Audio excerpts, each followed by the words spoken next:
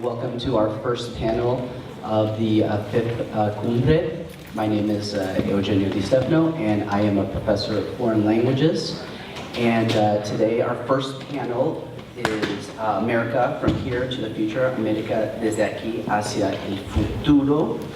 And so what I want to do is first present everybody, and then we'll move to the presentations. The first person we have is Bryan Roberts, C.B. Smith, Senior Chair in U.S.-Mexico Relations and Professor of Sociology at the University of Austin. He will be presenting on social policy and challenges and opportunities in Latin America. We then have Horacio Castellanos Moya, writer, journalist, and professor of Spanish at the University of Iowa. He will be speaking about digital journalism and politics in Central America. Rogelio Saenz is the Dean of College of Public Policy at the University of Texas at San Antonio, and he will talk about Latinos en las Américas, opportunities and challenges in the 21st century. And finally, we have Lissette Aliaga-Linares, and she's here at UNO and OLLAS, and she is a postdoctoral research associate, and she will talk about Latinos in the future of Nebraska. So again, we have around each panelist 15 minutes. We'll go in the order of the program, and then we'll have about 30 minutes or 25, 30 minutes for questions afterwards. I wanted to make a couple of announcements. One, bathrooms. Bathrooms are down the hall and to the left. And the second thing is that several panelists will be presenting in Spanish. So if you don't speak Spanish, you can get a device, and the devices are over there. And you have to turn it to channel 1, okay? So thank you again for being here, and let us begin.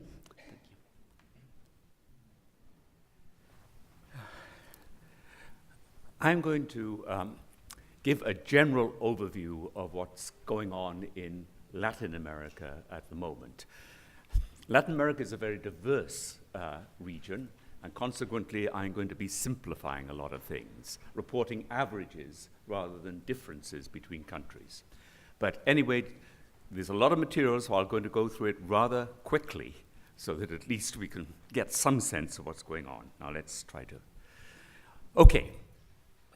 Lourdes gave me an injunction to be positive, which is often not my tendency. So I'll leave it to my colleagues to matizar and to put some limits on my optimism here. Okay, the economies of Latin America have actually been doing very well, certainly compared to the United States. And one indicator of that you can see is that if you go from 1990, when basically the whole of Latin America was something like 19% of the US GDP. It's gone up now to over 35% by 2010. And since it's still continuing to grow faster than the United States and the European economies, we can expect the Latin American economies to become an even more substantial actor in the world economy and an increasingly important, market for the United States as well as other countries. Footnote Mexico, obviously seen often as problematic because of the migration issue for us, but remember, it's our third major trading partner. And there are forecasts it will become the first trading partner of the United States in the next decade. Now, that's not all necessarily good news, as Raul himself, we were chatting earlier, pointed out. A lot of that's based on maquiladora-type growth, which doesn't necessarily add to job creation in Mexico, or for that matter, income equality in Mexico. Exports, mainly primary sector, and there you can see the Mexico exception again, because Mexico is the one country in Latin America where manufacturing is the major basis of exports, but that's maquiladora-type exports. Now, demographic trends. Latin America demographically is in its golden moment, its window of demographic opportunity, i.e. because there's been falling birth rates. That means that the very young population is not growing that fast anymore. And at the same time, the elderly population, though it's growing, is not growing enormously fast. So most of the population is in the economically active age. Dependency ratios, therefore, are relatively low. That's good for the economy if they make use of that. There is, however, something that we need to point out which becomes significant in some other things I'm going to say. See, one of the good things about this is, as I said, the concentration of these young age groups. But it also means that youth is a demographic bulge in Latin America. There's 104 million people between, as you see here, 1524 and 2010, and that's the largest ever proportion of the population. Okay, good news or bad if there aren't jobs for these young people. And we find them in other activities. Okay. And here's the projections. You can see that it'll take for about 2025 where the end of the use of society happens. So there's still some years the Latin American countries have to get their welfare systems, working properly. Right now, the situation is not grave. Okay, urbanization, often forgotten in discussions of Latin America. It shouldn't be, but it often is forgotten. Latin America is an urban continent now. And not only is it urban by that minimal definition of urban, which is more than 2,500 people in a district agglomeration, etc., but actually most of the population is now living in relatively large cities. That's a figure of 750,000. But if we were to take it as 100,000, 200,000, then well over half the population would be living in those kind of cities, big cities. Okay, so the problems, one can say, and the agenda for social policy concern increasingly begins to shift now to urban issues, and many of these are more intractable than rural issues. Rural issues are serious enough. Latin America never really got right the whole issue of land distribution, land development, to ensure, full employment of people. But now that is being left, even more aside as agriculture increasingly commercializes. But in the cities, you've now got a series of emerging social problems that every government has to face. But one word on the rural thing, because it's that if you look at Mexico's rural populations, a figure I like to talk about is the fact that we've got a situation where there are more rural people in Mexico today than there were at the time of the Mexican Revolution. More peasants now than at the time of the Mexican Revolution, because of population growth, obviously. So issues of population pressure on land have actually not really gone away, especially given the way agriculture is developed. Okay, I'm not going to spend much time on that because that's the next panel is going to be much more concerned with these kind of issues.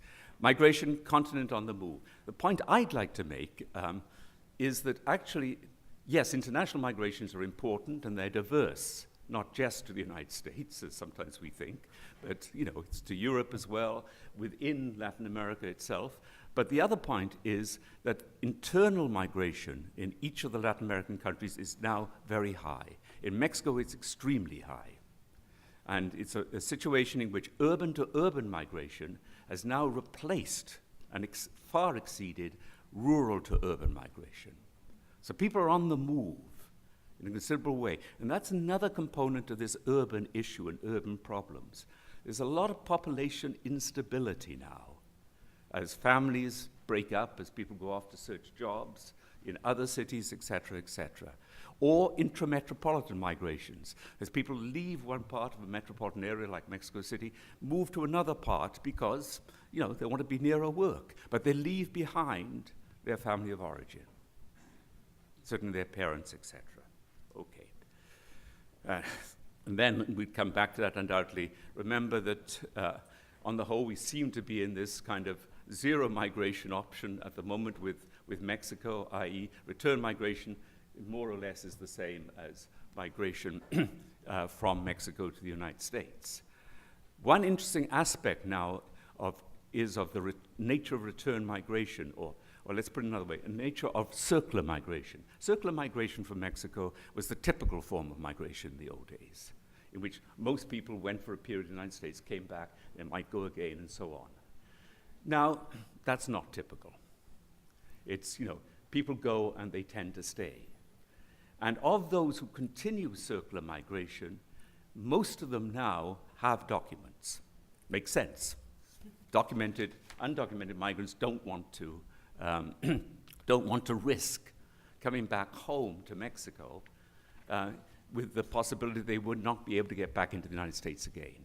And if their aim was to try to keep two places going at the same time, much more difficult today than it was in the past.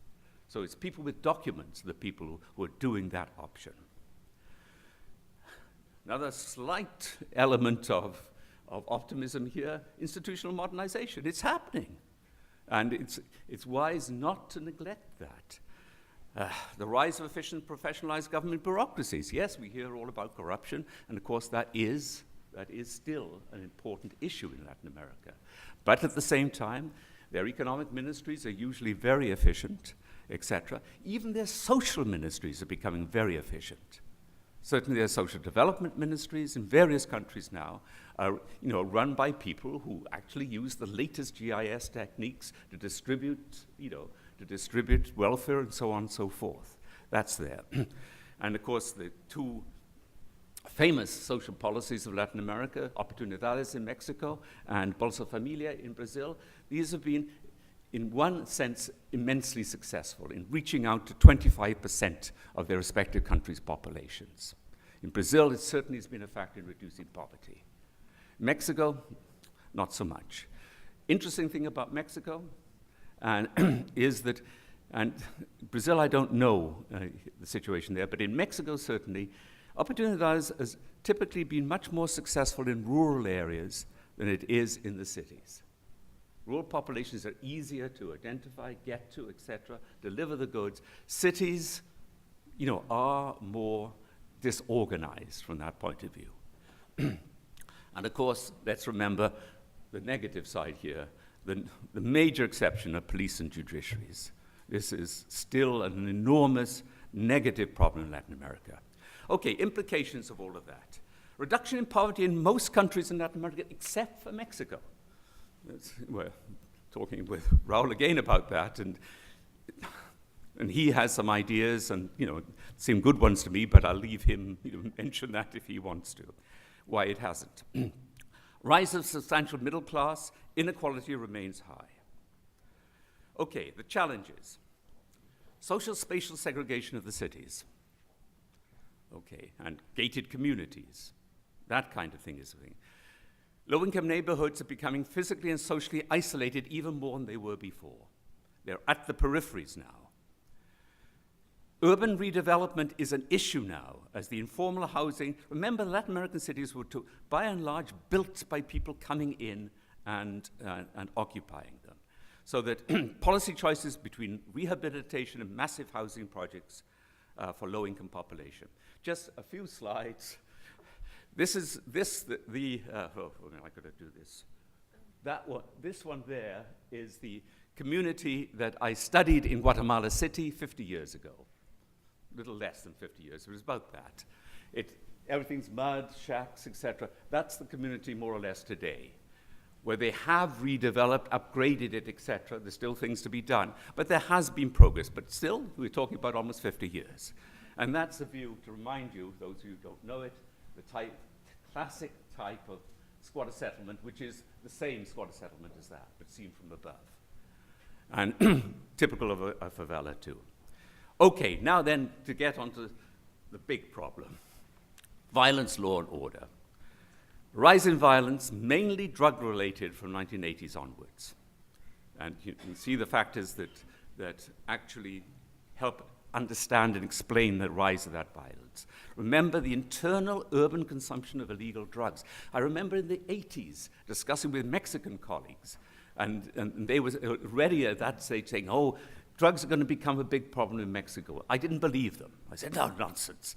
Drugs are just a ship to the United States. No, it's the urban consumption of drugs in Latin America that's become a major problem now.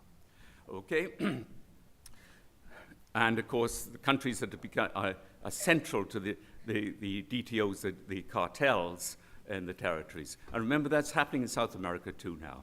Argentina and Brazil are also points of transshipment to Europe, as well as to their own city. Solutions, we are really rapidly going now. Community level. Okay, there are good news, good strategies, and I'm sure many of you will be quite aware of all of these, and that's one of the interesting things to be looking at. The community policing strategies that have been used in many, many countries and have been relatively successful. Sao Paulo, Belo Horizonte in Brazil, Aguascalientes is reasonably good in Mexico, and there's other places that have been using these same strategies. National, here you've got the problem. It's the centralization of the federal police force in Mexico, which is a progress, hopefully will help resolve some of the dilemmas, but issues of accountability. But this is again, the issue. This is the one that, we all have to think about. Remembering that the violence that's going on in Mexico and other places in Latin America is as much our fault as anybody else's. The United States' fault. By adopting a supply-side approach to drug reduction, you really condemn countries that are unable to handle the drug issue, to facing all its problems. Whereas instead of putting a much more public health approach and try prevention, demand reduction in the countries that have it, which could be through decriminalization, etc., and legalization. Francisco Toomey was a member of the International Narcotics Control Board, uses that term, straitjacket, and also points out, the limitations of continuing with this supply-orientated policy of drug reduction. Okay, last slide. This occurred to me, I thought I'd do this. I do know Omaha's figure too. It's higher than Aguascalientes. But think of it. Look at Mexico City. And if you take metropolitan area of Mexico, you'd have to half that 9 and 8 number there. So let's say it's 8.5 for Mexico City. Okay. So a friend, say in Austin or wherever in Omaha, says, gee, I'd love to go to Mexico City, wonderful museums, it's a great city, lovely food, etc. I'm scared of the violence. What I've decided to do is instead, I'll take the family to New Orleans. Do you really want to take the family to New Orleans with a homicide rate which is at the level of Ciudad Juarez? It's, and even its metropolitan area is a much higher homicide rate than Mexico City, etc., Aguascalientes, certainly.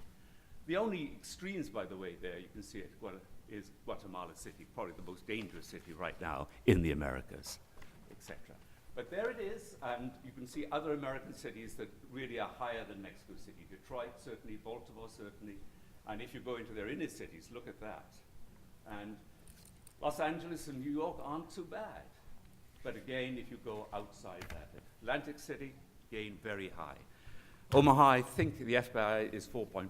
Okay, that's all.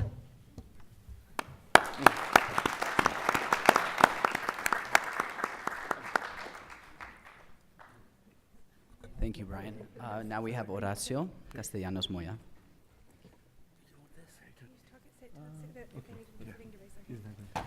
Again, if you need interpreting, you can raise your hand, and we will provide you with the apparatus to hear the English.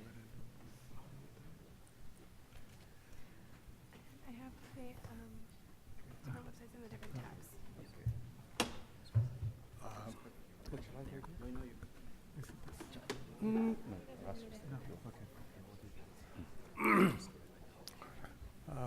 Buenos días. Es muy interesante esto de que Guatemala City es la más violenta de Latinoamérica. Si ustedes van a San Salvador, dirán que San Salvador es la más violenta, y si van a San Pedro Sula, dirán que San Pedro Sula es la ciudad más violenta de Latinoamérica. Parece que nos peleamos por ver quién es el más violento de todos. Eso es un hecho incuestionable. Yo voy a hablar un poco sobre los medios digitales, estas nuevas tendencias de medios digitales en Centroamérica y un poco el panorama político en el que se dan. En mayo pasado fui invitado a San Salvador a la conferencia de El Faro, que es un periódico web que tiene 15 años, pero que se ha convertido como en un fenómeno a nivel latinoamericano por el tipo de trabajo que hace. Me sorprendió que en la conferencia habían periodistas de un nivel mundial que yo nunca imaginé encontrar en San Salvador. Estaba Seymour Hersh, ustedes saben, el que descubrió las cárceles de Irak y la masacre de My Lai. Estaba John Lee Anderson y estaban varios Pulitzer. Y me dije, bueno, quiere decir que estamos en El Salvador realmente desarrollando un periodismo acorde a los patrones del desarrollo del periodismo del primer mundo, acorde a los requerimientos de indagar, investigar y descubrir el uso de la cosa pública a un nivel que no teníamos anteriormente. Y en efecto, este es un fenómeno nuevo en Centroamérica, ¿verdad?, de la última década, que ha sido la modernización de la prensa a través de estos medios digitales. Mencioné El Faro, está Plaza Pública que tienen ustedes ahí, está Confidencial en Nicaragua, cada uno de estos medios con una agenda relativamente propia, pero muy vinculados y a un nivel latinoamericano, vinculados con otros medios de cada país latinoamericano, ¿no? Ahora bien, ¿en qué consiste esta modernización? Es muy sencilla. La modernización consiste en que los problemas críticos de las sociedades centroamericanas son tratados con una libertad y una profundidad que no se había conocido ni se conoce en la prensa tradicional en Centroamérica, en los grandes diarios y en los canales de televisión, donde siguen privando conceptos casi de los 70s en términos de cómo se hace la cobertura informativa, no solo, sino el análisis de la cobertura informativa. El hecho de que estos medios no pertenezcan al gran capital, que no estén atados a los intereses de las grandes agencias de publicidad y que no estén atados fundamentalmente a los partidos políticos, que en el caso de El Salvador y Nicaragua son sociedades casi divididas en dos, les permite hacer una cobertura informativa sin compromisos, una cobertura informativa que no responde a las líneas, en el caso salvadoreño, que es el que más conozco, ni del FMLN, que actualmente es gobierno, ni de Arena, que lo fue durante 20 años, ¿no? Este hecho de que se trate de periódicos controlados por los mismos periodistas hace que sus agendas y sus intereses no sean sometidos a particularidades de las grandes empresas y partidos. Ahora, ¿cuáles son los temas críticos a los que estos periódicos digitales se abocan? Hay como una agenda general en Centroamérica que también tiene que ver con lo de Latinoamérica y con lo que ya se mencionó aquí. En el caso de El Salvador y Guatemala, el principal tema crítico es la inseguridad pública, claro está. Y la inseguridad pública expresada en las maras, ¿verdad?, en las pandillas, en los gangs. El otro tema es la corrupción política. Un tercer tema es el narcotráfico o la existencia de cárteles locales en El Salvador y Guatemala y su relación con México y con Colombia. El cuarto tema que han tocado con muchísima profundidad estos medios es la migración a Estados Unidos, pero especialmente la migración en su paso por México, que es como la caldera del diablo, ¿no? Se pasa por ahí.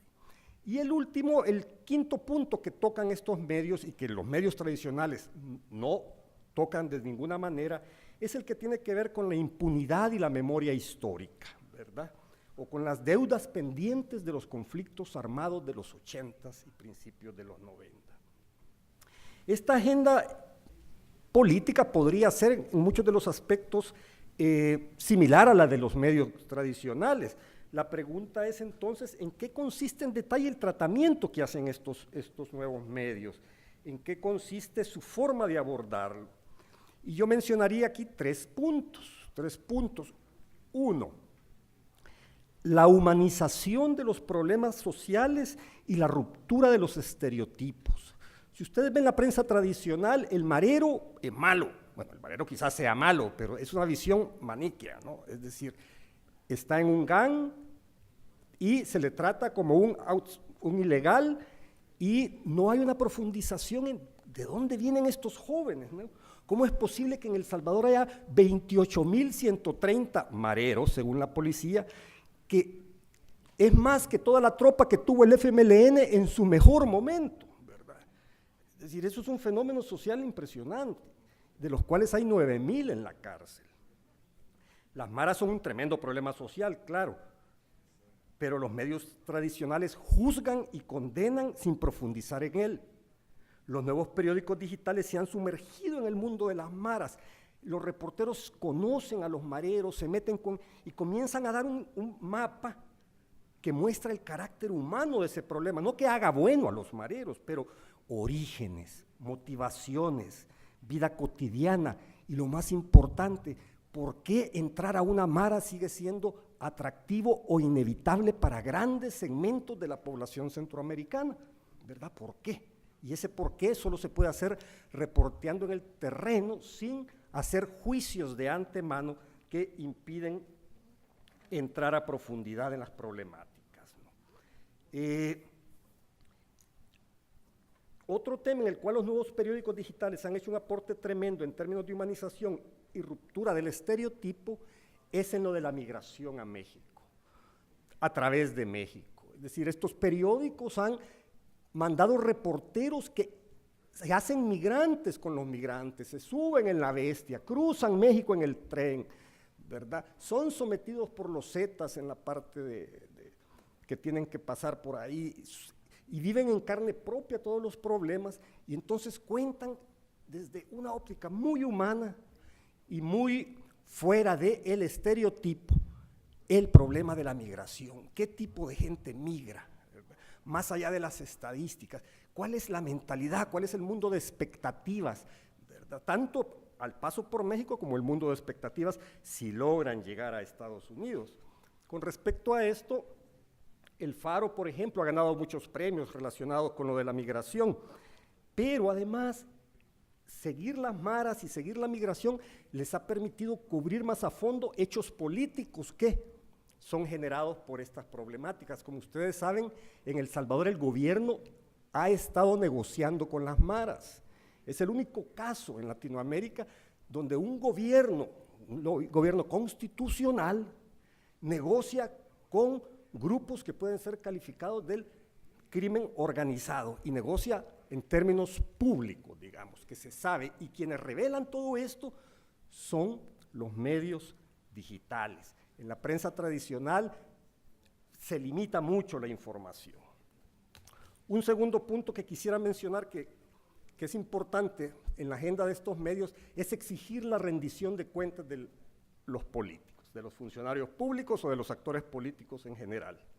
El carácter independiente de los medios se muestra también en la cobertura que hacen en los temas de corrupción, ¿verdad? Básicamente la corrupción de los gobiernos que han sufrido los países y a diferencia de los grandes medios tradicionales que están aliados tácitamente con un partido político o lo apoyan por bajo de agua, los periódicos digitales pueden profundizar sin complicidades políticas, no hay una independencia de criterio, una independencia de abordaje muy interesante. En el caso de El Salvador, por ejemplo, los carteles como el cartel de Texistepeque, que está relacionado con diputados de Arena, luego el presidente del partido Arena, que estaba relacionado con el otro cártel de San Miguel, que son casos muy sonados, pero que afectan a fuerzas políticas, y ahora están investigando lo de ALBA, la relación de ALBA con Venezuela, etcétera, etcétera.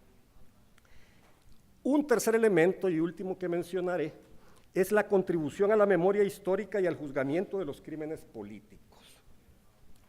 En El Salvador, la cobertura que hizo el Faro sobre el asesinato de Monseñor Romero es el periódico que por primera vez logró entrevistar a alguien que dice, sí, nosotros lo matamos y lo hicimos así, ¿verdad? Algo que nunca va a poder hacer un medio tradicional de prensa en El Salvador cuando algunos de sus dueños estuvieron involucrados en el financiamiento de esos crímenes, ¿verdad? Creo que en el caso de Guatemala, con el juicio a Ríos Montt, también el medio de plaza pública ha apuntalado coberturas que no se pueden hacer en la prensa tradicional, ¿verdad? Por ejemplo, el genocidio, acusar a Ríos Montt de genocida. Se dice que es la primera vez que se hace en Guatemala. Ellos demuestran que no, que durante el golpe de Estado del 54 de la CIA en Guatemala, gente que era del gobierno de Arbenz fue acusada de genocidio, y entonces que había un precedente jurídico para poder actuar contra Ríos Montt como un genocida. Bueno, comencé mi presentación contando ese evento del Faro, ese hecho de que llegaran figuras de primer orden en el mundo como reporteros de investigación a El Salvador. Lo interesante es que si uno leía los periódicos en el hotel, era como que no hubieran llegado. No hubo ninguna cobertura. No hubo ninguna cobertura y algunos de los invitados se sorprendieron. ¿Cómo es posible que esté aquí Seymour Hersh y no venga ningún periódico o la televisión a entrevistarlo? ¿Cómo es posible eso? ¿Cómo está construido este país para que vivan esos dos mundos? Y a mí no me sorprendía, por supuesto, porque aquí hay una cosa más de fondo que requeriría más tiempo, y es que la transición política en El Salvador se dio en esa esfera, en lo político. La transición que viene con la negociación que da fin a la guerra modernizó el sistema político, pero no modernizó medios de comunicación, no modernizó la economía, no resolvió los problemas sociales, resolvió el problema político con la creación de un sistema que ha funcionado bastante bien hasta ahora. Pero entonces los medios no se modernizaron, y todo lo que atenta, todo lo que recuerda la guerra, para ellos es tabú. Ahora bien, aquí hay un par de consideraciones finales. Los nuevos periódicos digitales como instrumentos de transformación en la cultura política de Centroamérica enfrentan limitaciones estructurales. Primero, el acceso a Internet. Con excepción de Costa Rica, todos los países centroamericanos tienen, menos del 5% de la población accede al Internet. En el caso de Honduras y Nicaragua es el 2.5% que accede, que tiene cuentas en Internet, de acuerdo con las cifras del PNUD. Entonces, evidentemente, el impacto político de estos medios es muy reducido a las élites políticas y económicas, ¿no? Eso no significa que se deba medir su impacto nada más con cifras frías. Yo creo que su impacto es más en términos de cultura política, de cultura de la investigación, de cultura del debate. Ahora bien, los grandes medios se han modernizado en aspectos técnicos, pero aún siguen atados a sus viejos prejuicios políticos e ideológicos y, por supuesto, sus intereses comerciales y de partido. Entonces, lo que tenemos es, en Centroamérica, países con una élite muy informada, acostumbrándose a ser vigilada, a ser reporteada por medios en la web, pero un gran porcentaje de la población sin acceso a eso. Entonces tenemos que se está creando todavía más división social y más división en términos de opinión pública. Yo me quedaría aquí porque ya. Gracias.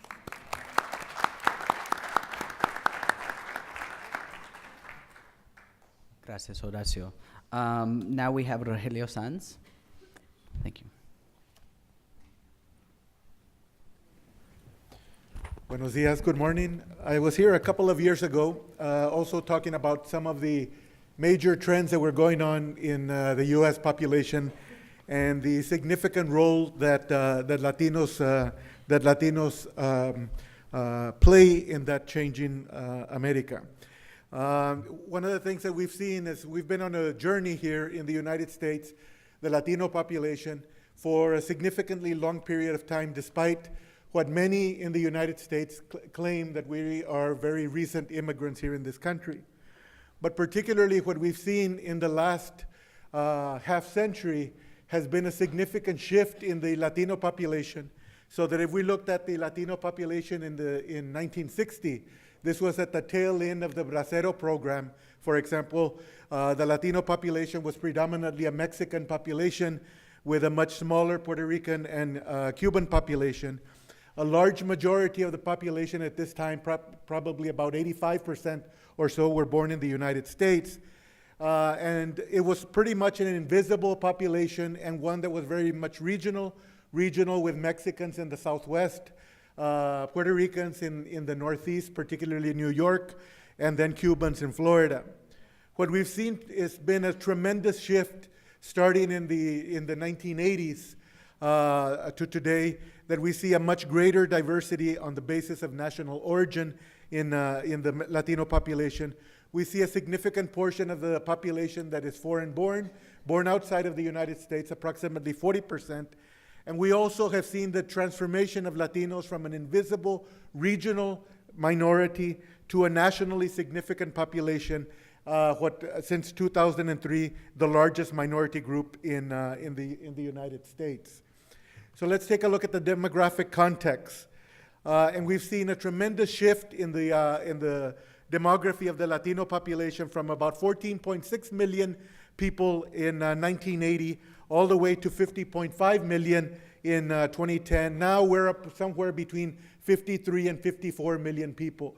So a tremendous, tremendous shift that has occurred, tremendous growth over a relatively short period of time. And to put it in a global context, if Latinos were a country, we would be the 25th largest country in the world, the 25th largest country in the world, edging out South Africa for that distinction in the year 2010.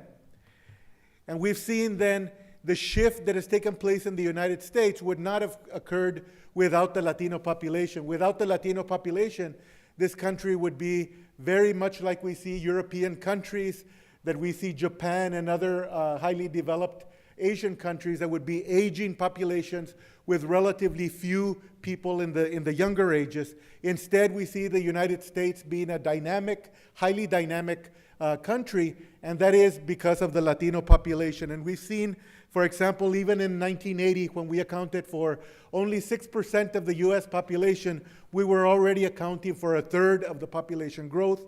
Now in the last decade, we're accounting for more than half of the growth in the US population. And thus we've seen a greater representation of Latinos here in the United States, from 6%, 1 out of 16 in 1980, to about 1 out of 6 in 2010. Now we're somewhere about 17, 18% today. And the Latino population growth is increasingly due to the very young age structure of the Latino population, especially as we've seen a decline in immigration to the United States.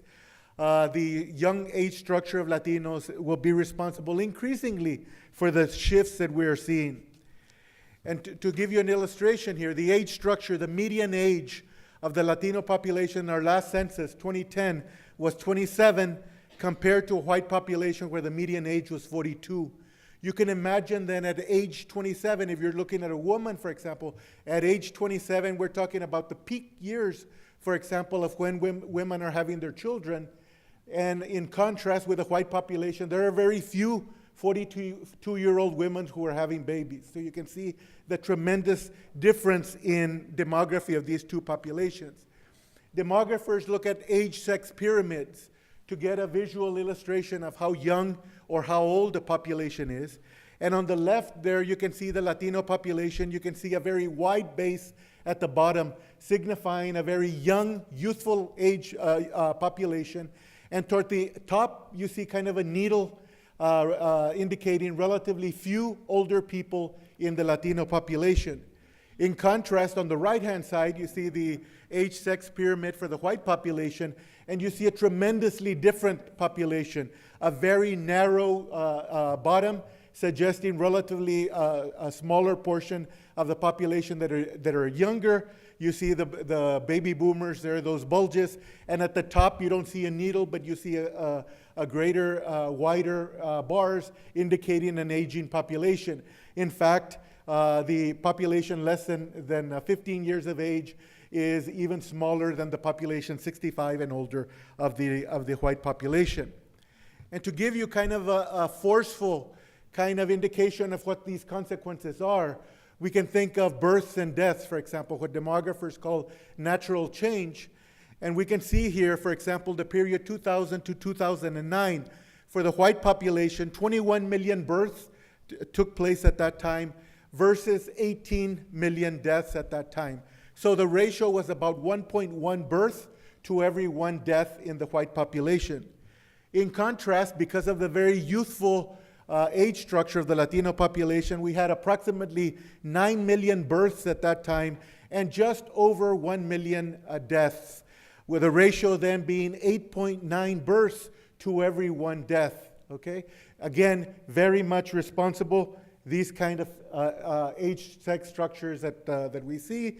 And what I like to say here is welcome to the future of the United States. The changes that we're going to be seeing are going to be very much driven by this age-sex structure difference. And another way of looking at this is data looking at 2012. The Latino population, if we take each age group, 0 all the way to 100 or so, the largest group where you find the most people in the Latino population are at age 4. At age 4, you find 1.1 million Latinos. You don't find another group that is larger than that. Of the white population, the age group that is the largest is 54. Okay, these baby boomers there. So again, this very much illustrates what the future of the United States is going to be looking like.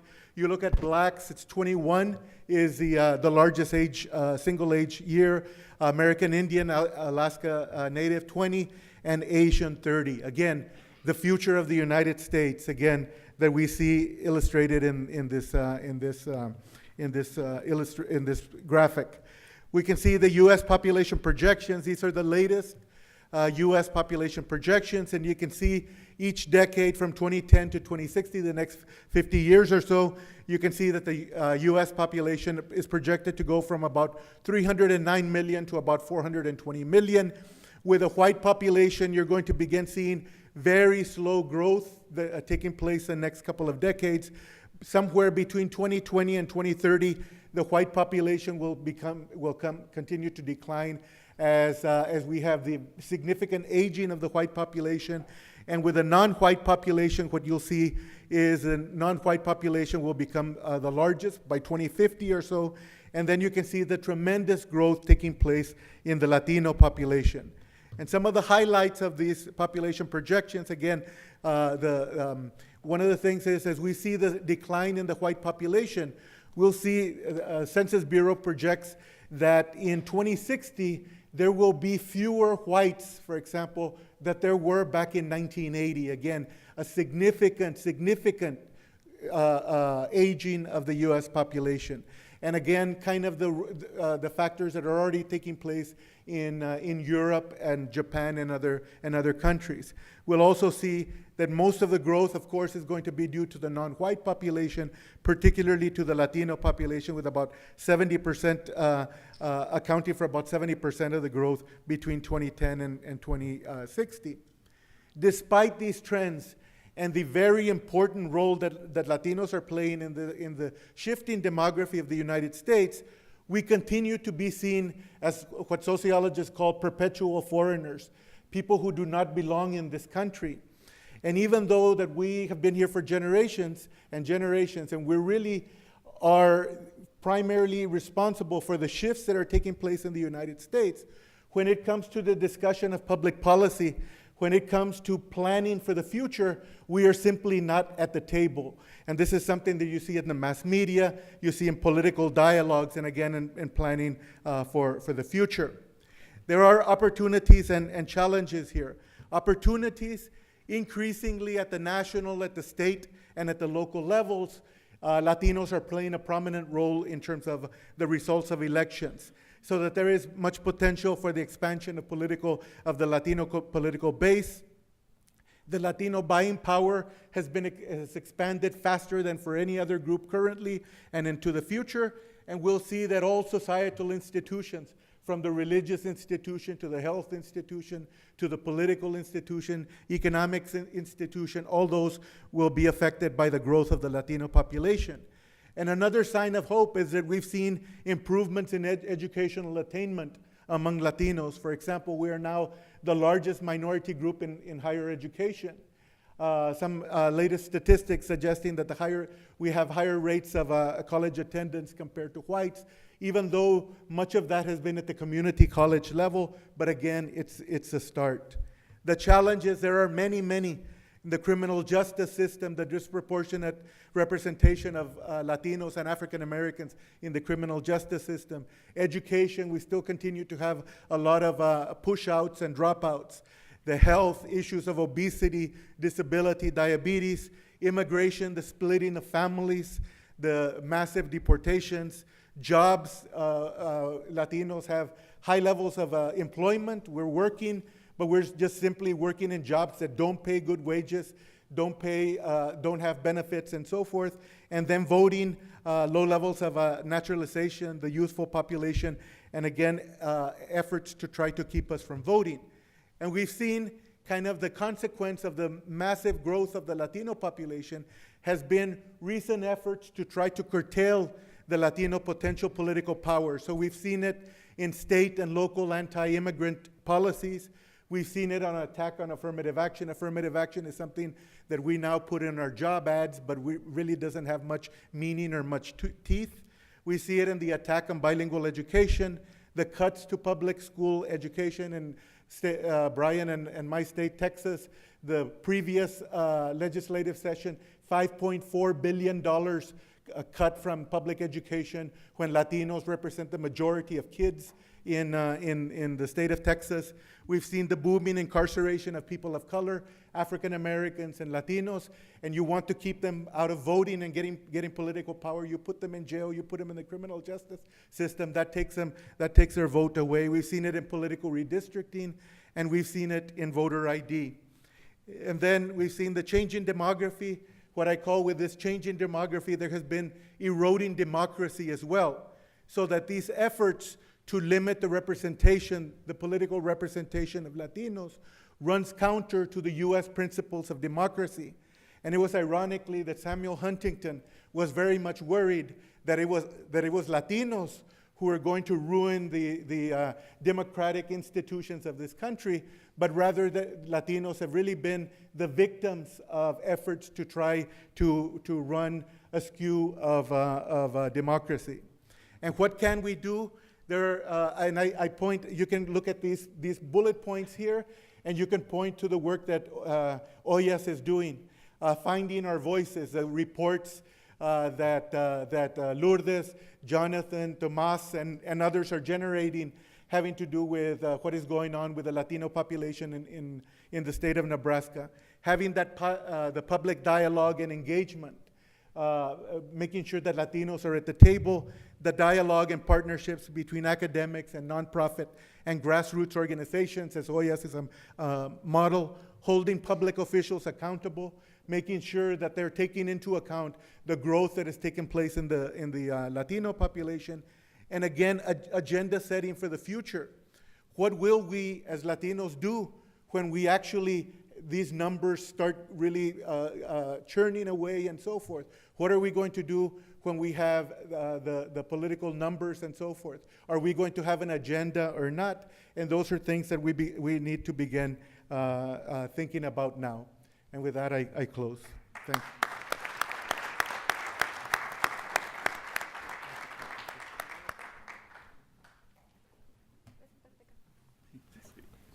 Thank you, Rogelio. Now we have Lissette.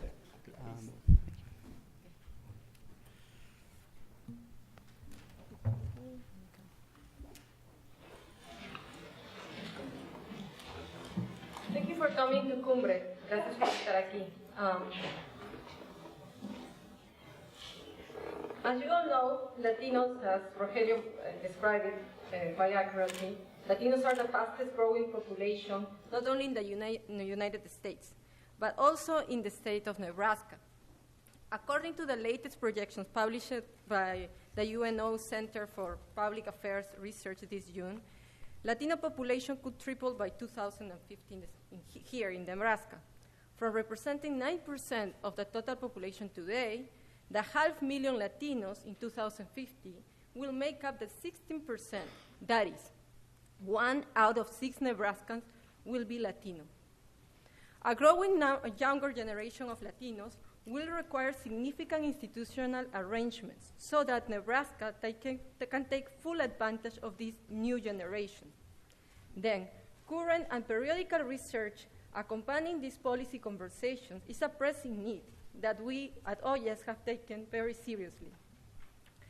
Part of the information I will share with you this morning comes from 3 reports we are going to publish very soon.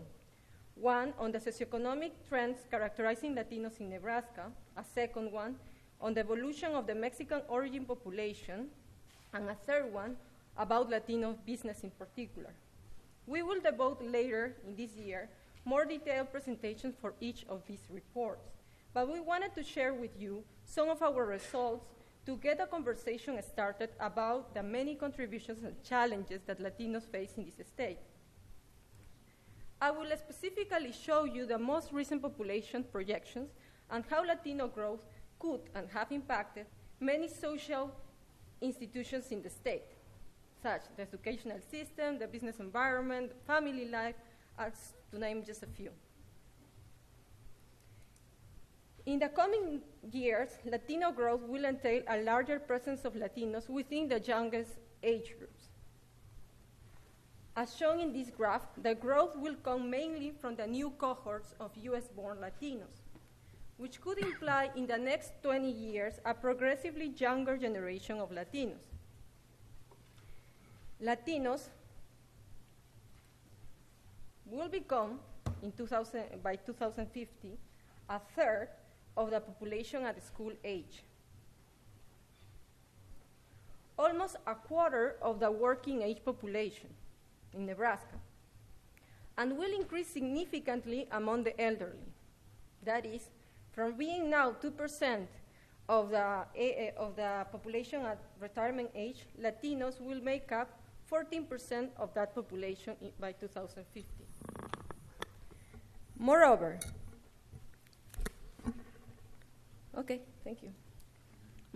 if we add up all Latinos 18 years and older, they will become 22% of the voting population in Nebraska, which may be perceived still as low, but critical in any tight election in the state. The need for institutional arrangements to accommodate a growing Latino population call for policies that should emphasize successful social integration over endless discussions of whether or not immigrant Latinos should be entitled or are deserving of certain social benefits or services. Let me expand more on this last claim. Latinos were hardly ever a population of foreigners in the state of Nebraska. If we follow the evolution of Latino population in Nebraska since 1870s, US-born continually surpassed foreign-born Latinos. The only exception was way back in the 1930s, when the population of US-born and foreign-born Latinos were almost equal. It is true that foreign-born Latinos have grown in the later years, but so, and even in a higher pace, has grown US-born Latinos. Yes, and that's also true for Mexicans. A Latino group sadly portrayed in the media's border crosses, but which has a long history in the state of Nebraska. Similar to all Latinos, the evolution of Mexican origin population in Nebraska shows a growing number of Mexican Americans over Mexican immigrants, except from the 1930s again. Then after the 1930s, most of the Latino and Mexican origin population in this state have been US citizens. That being said, I do not want to underscore the importance of immigration reform, but instead of counting undocumented immigrants as if they were isolated individuals, it is even more important to understand how they relate to the second generation. In Nebraska, 59% of Latino children under 17 years who are US citizens, a total of 35,000 children, have at least one parent that is foreign-born. More critically, there are around 5,000 foreign-born Latino children raised here, predominantly by one or two foreign-born parents.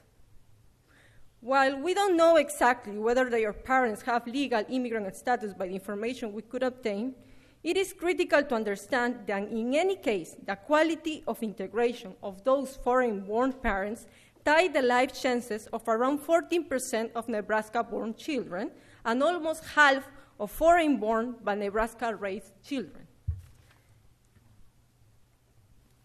We all know the many contributions that the latest immigration brought to Nebraska, that the latest immigration wave brought to Nebraska.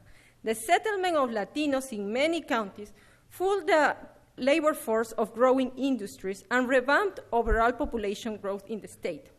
Since 1990s, Latino growth by natural change, that is the difference between births and deaths, has compensated. Latinos are represented in the purple line, and white population is represented in the blue line.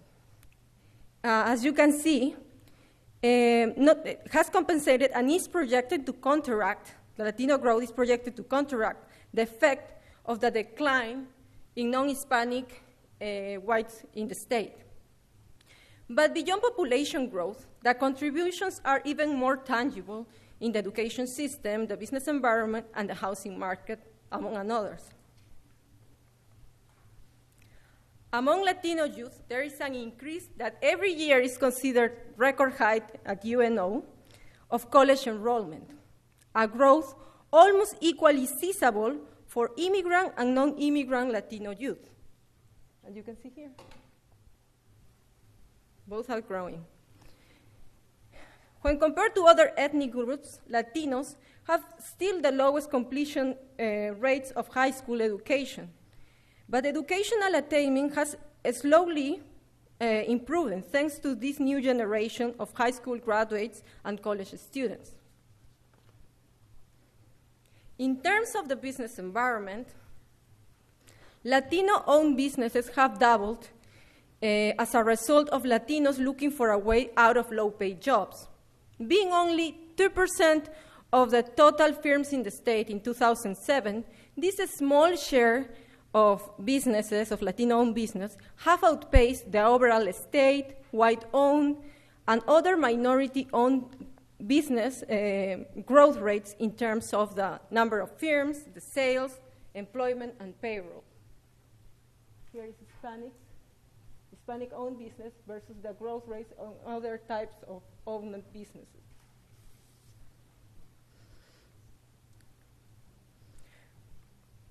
Moreover, as you will read in our forthcoming Latino Business Report, we found that from 2002 to 2006, new Latino establishments in Nebraska were able to keep a largest proportion of their initial workers at a time when most establishments in the state and in the United States were reducing employment in larger numbers.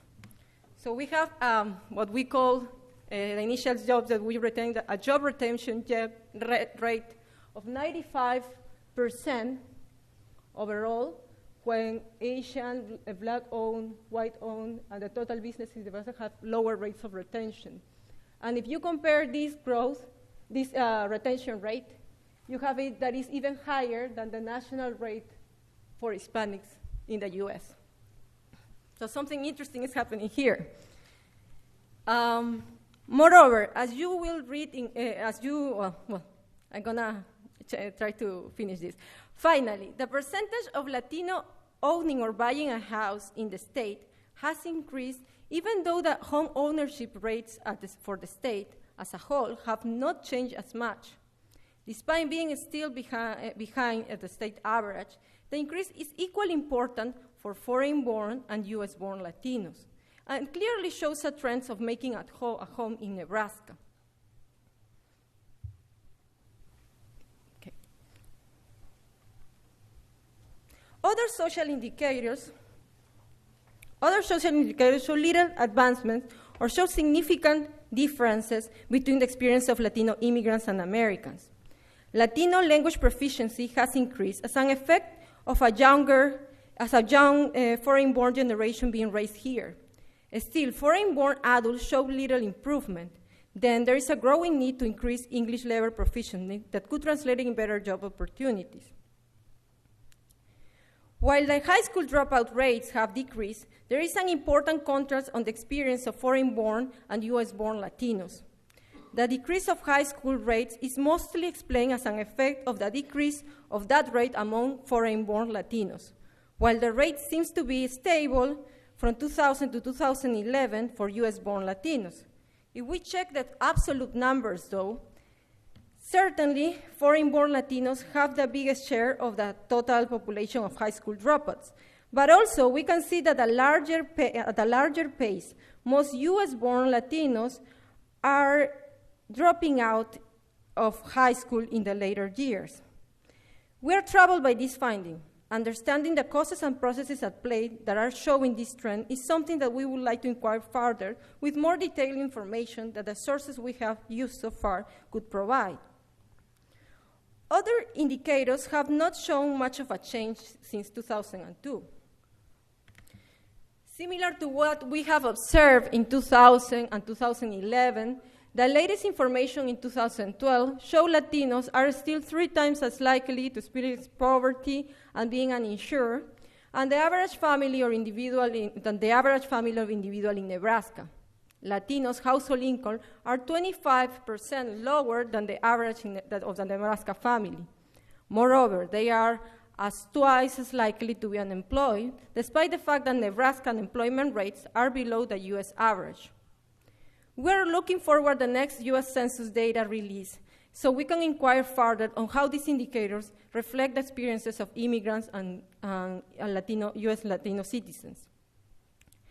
In conclusion, Latinos in Nebraska can show hard-won feats by its advances in education, businesses, and home ownership. But many challenges remain ahead to assure that poverty and disadvantage do not translate into limited opportunities to its second generation. I did not want to finish this presentation without explaining that there are limitations in the type of information we can gather for Latinos in the state of Nebraska. Beyond the intrinsic problems that any data set can have in terms of undercounts, non-responses, etc., we are certainly working with a population that could be easily underestimated if we want to focus our attention to a particular topic of interest. This does not invalidate our findings so far, but leave us with more questions and more issues to inquire about. For instance, if we want to know more on the experiences of US-born Latinos who reported dropping out of high school, we have a very small number of cases to work with based on the public available data sets. And certainly, general surveys do not ask the key questions that we need to ask to know more about why these Latino teenagers did not continue to be enrolled in high school. Estimations of undocumented immigrants are also difficult to obtain for the state of Nebraska. Most solid guesstimates are made for a state with a larger immigrant population, to which public data sets provide bigger sample sizes to make all these statistical approximations. Nonetheless, knowing the number of people in need of legal services or legal immigration services could be critical to expand opportunities to regularize their status in the US. As the Pew Hispanic reported in last June, this year, 95% of Latino immigrants are willing to regularize their immigration status, but only half of those who are eligible said they will do it because they do not know how to navigate the system. Was one of the reasons. They could not afford the cost of the application and the lawyer fees, and also because they don't feel that they can do it. That is why at OLLAS, we are looking forward to developing a more permanent way to monitor the advances of Latinos in this state. We are working towards developing what we have called an observatory, and open the discussion to look for ways to gather wider and periodical information about the experiences of Latino population in Nebraska. We believe that information is powerful, and having a community that could follow up on issues that affect them will contribute greatly to the policy conversation. It has been only a few months that I arrived here since July, but actually I am certainly thrilled to be part of this process, and I hope you can join us to make this happen. Thank you.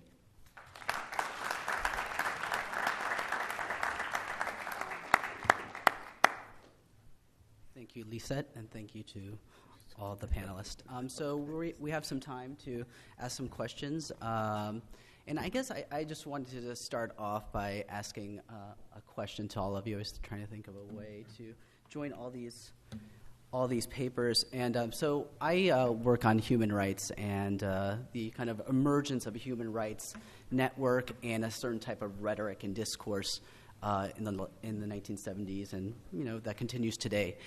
So there's kind of a way in which human rights has been kind of completely connected to, of course, violence, but also a movement to eliminate questions about why these abuses come about. For example, the revolutions of the 1960s and 70s.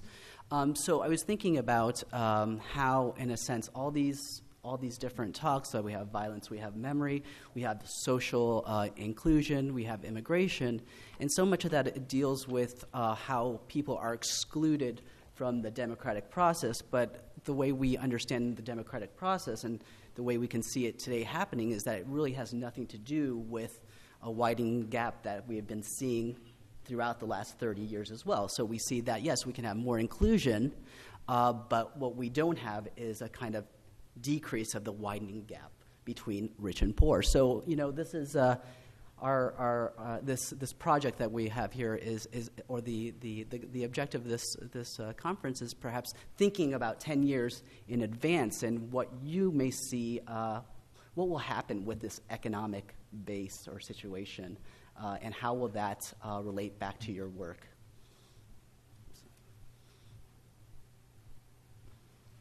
Anybody can go. It's a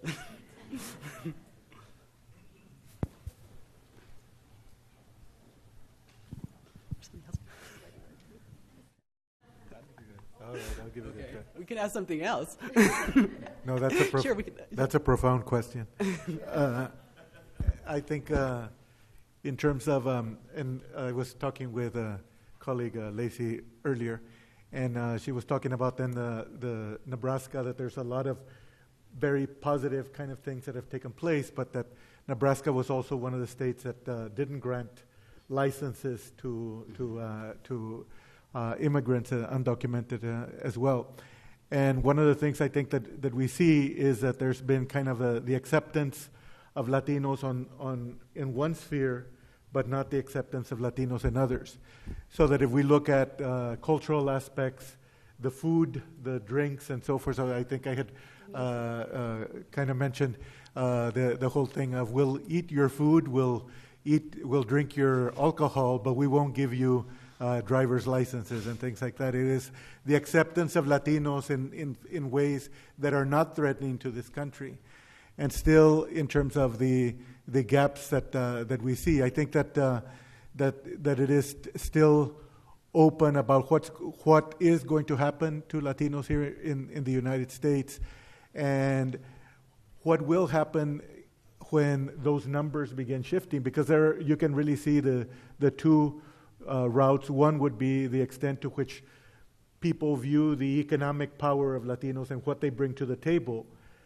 But then there is a political threat that we already see a lot of those kind of elements that have been put forth to try to curtail the power. So I think that a lot of that is that kind of tension there about the extent to which Latinos are going to be able to become incorporated in all levels, not just socially or through cultural and so forth, but in the real fundamental ways. And those are the more difficult ones, because we know the structures of this country in terms of its laws, in terms of institutions, have not always been the most welcoming for people of color. If we look at the immigration laws of the past and so forth, that this country was built. So when you're talking about these deep, well-entrenched, fundamental kind of levels, that's really where you have the major kind of challenges that take place. And what will happen, that is the $64,000 question. Yeah. Okay, so anybody have a question?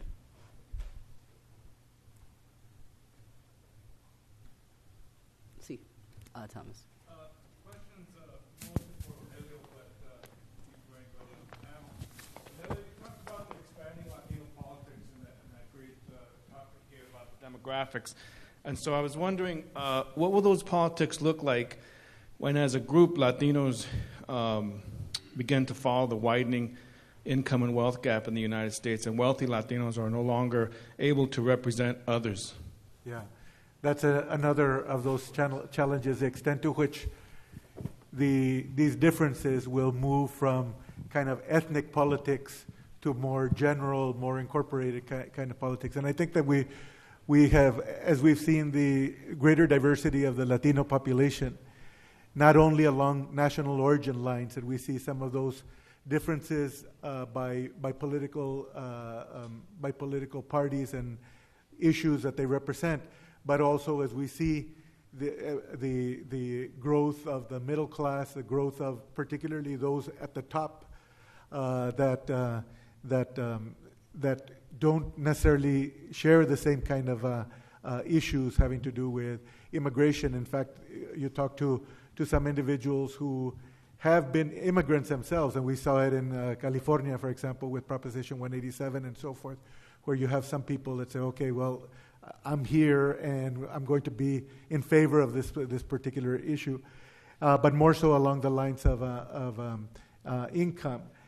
And I think that is another of those major challenges, and to a certain extent, that is a question in terms of agenda setting as we begin now. What is going to happen in the coming decades, and what are going to be the issues that we as community leaders in the Latino community, what are we going to have those agendas? What are going to be the issues that bring people together from the different kind of income strata and so forth?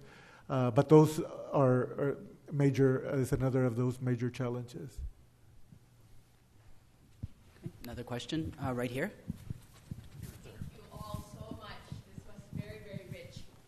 I would like to ask, maybe especially Bryan, Horacio, maybe Lissette, in terms of the environment and how Latin Americans are helping us face the ecological crisis worldwide.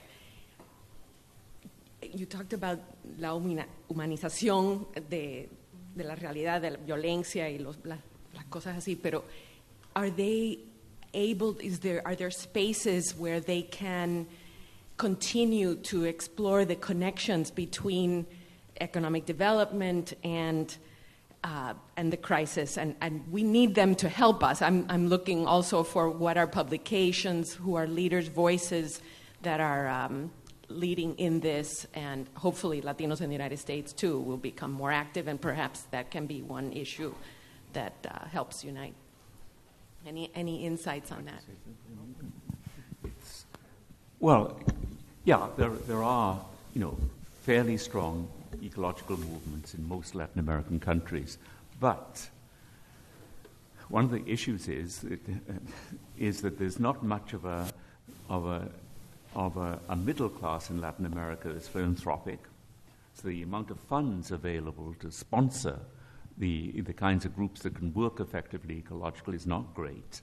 We don't have the kind of funding that you do have in the United States. A lot of them are going to depend a great deal on international collaboration, on these movements, and they are facing a lot of opposition from their governments.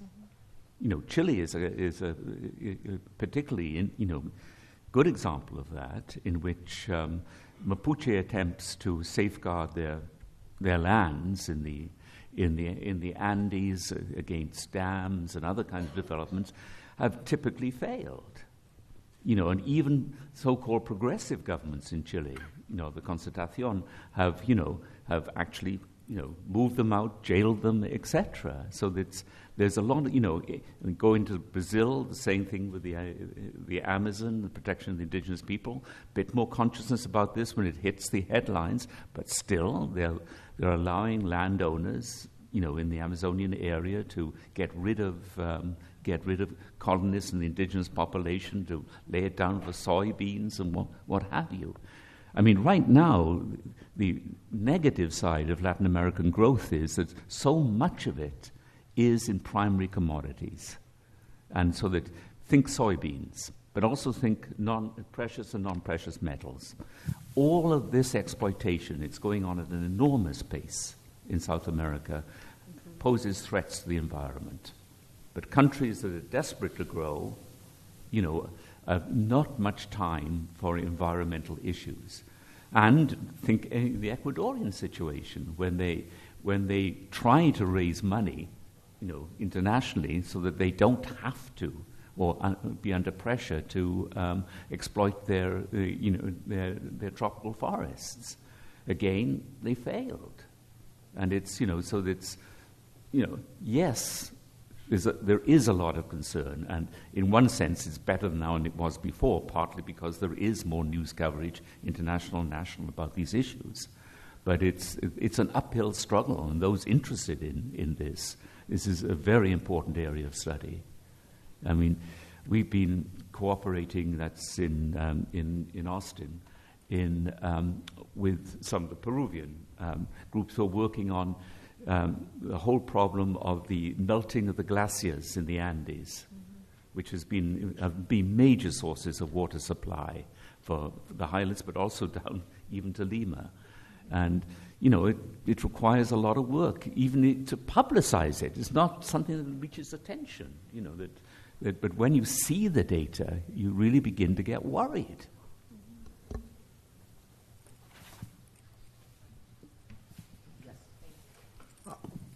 Puedo añadir algo también a ese panorama tan negativo, y es que la seguridad en ciertos países como México, Guatemala, El Salvador, hay una sistemática eliminación de activistas ecológicos, ¿no? Si ves Guerrero, si ves Michoacán, si ves Guatemala, sobre todo aquellos que están vinculados al combate de la minería abierta.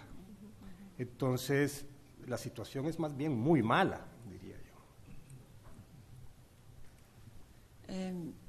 I was going to ask a question of Horacio. See if you could elaborate a little bit more on your final point, porque al final estaba hablando acerca de esta división entre los que tienen acceso y los que no tienen acceso, y me parece un punto muy importante. No sé si quisiera seguir un poco y un comentario, por ejemplo, de una alumna que tengo que trabaja en Eritrea, donde los teléfonos celulares y otros medios pueden ayudar a crear puentes, ¿no? Que quizá cruzan esas líneas, pero no sé si quisiera hablar un poco de eso. La verdad es que no tengo mucha más información sobre eso. El Salvador, por ejemplo, tiene uno de los más altos índices de teléfonos celulares por persona. Es decir, somos 6 millones y hay como 12 millones de teléfonos celulares, ¿no? Para las cuentas de Internet, pero por ejemplo, cuentas de Internet, solo hay como 256,000 cuentas de Internet, en una población de más de 5 millones. Entonces, la idea es que, pese al avance que se da a nivel de élites y a nivel de vinculación con el mundo, porque por ejemplo el Faro, Confidencial, Plaza Pública, tienen un 15 o 20% de lectores fuera de su propio país, fundamentalmente en Estados Unidos. Digamos, el Faro tiene 65% de lectores en El Salvador, el 15% en Estados Unidos, y luego México, Guatemala, Australia. Entonces, se crea todavía una brecha más grande entre la población informada, con acceso a la información, y la gran masa de la población, y por lo tanto, pese a que esa información pueda generar políticas al respecto, no las genera porque no hay empuje de la población, ¿verdad? Porque se limita al ámbito de quienes tienen el acceso al Internet, porque no sirven de caja de resonancia. Por ejemplo, la ley de amnistía, que es un tema tremendo en El Salvador, el asesinato de los jesuitas, el asesinato de Monseñor Romero. Las investigaciones que tratan eso no tienen repercusión en los grandes medios, se quedan solo en esta élite que tenemos acceso a Internet. Entonces, si bien hay una modernización dentro de la élite, aún no vemos, y yo no lo veo en el mediano plazo, que eso influya en políticas electorales, en políticas legislativas. Eso es mi impresión. We have a question right here. Right here. In the front row. Well, one of the big challenges is public opinion here in the U.S. And this has to do, I think, a lot with the distorted visions regarding migrants and a lot of myths surrounding migration. And in this panel, some of these myths were with data were dismantled somehow. No? But the problem is how to change public opinion, because that's, I think, one of the main driving forces. But I want just to add one more point. We have to emphasize much more the contributions of migrants to the economic growth and also to, for instance, taxes. No, we have the figure that Mexicans contribute to $60 billion US dollars, even if they are undocumented, to the U.S. Treasury. But also, I think we have to look at the root causes of migration and the growing asymmetries among countries that are related to these regional asymmetric regional integration processes. And this is something that is often overlooked. And you just see one side of the picture. And the other side is, I think, at the bottom, at the floor of the violence and this systemic violence is at the floor of the criminal violence that is faced in Latin America.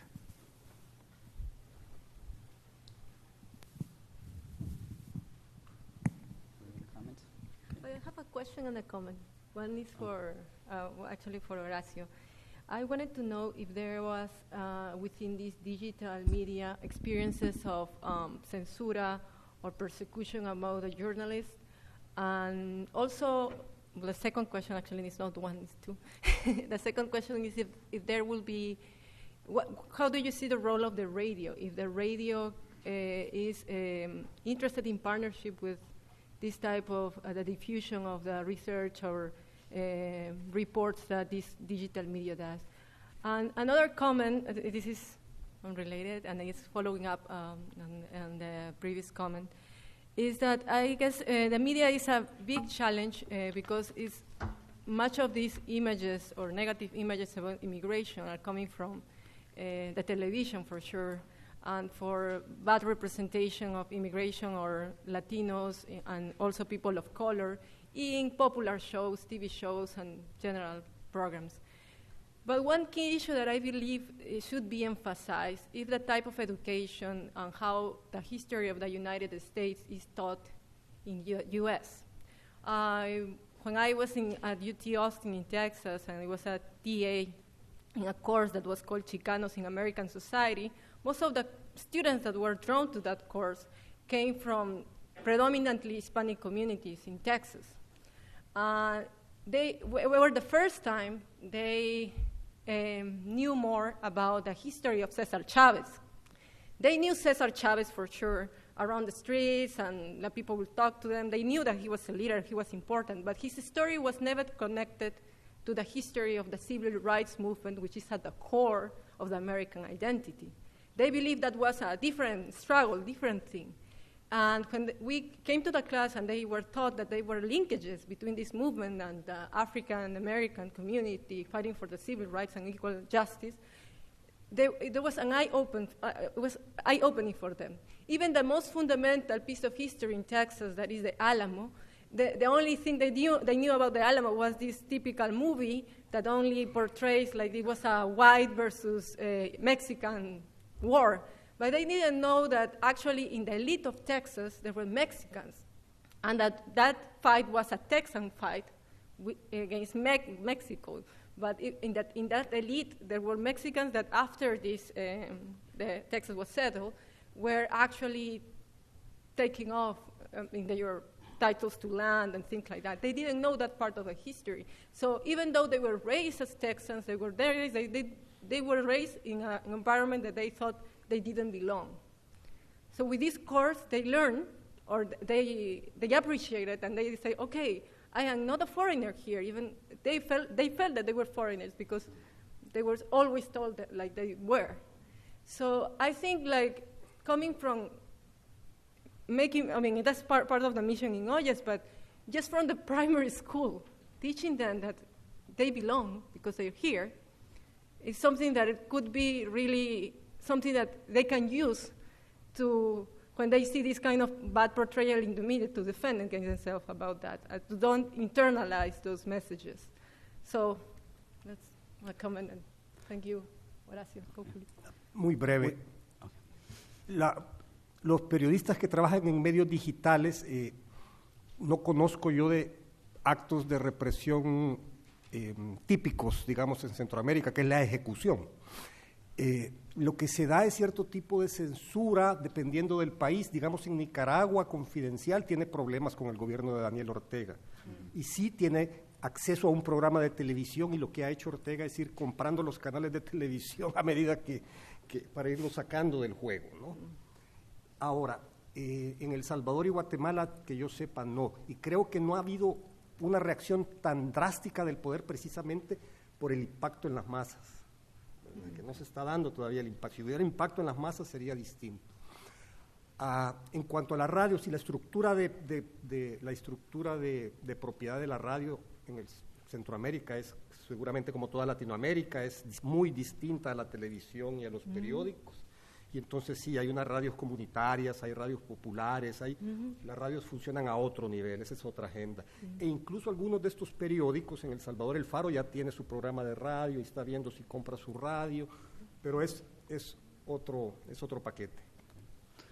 Okay, thank you. I think we are out of time, so what we are going to do is have about a 7-minute break if you want to get a coffee and or a glass of water, and then I think we're back here again at 10:40. Okay, thank you.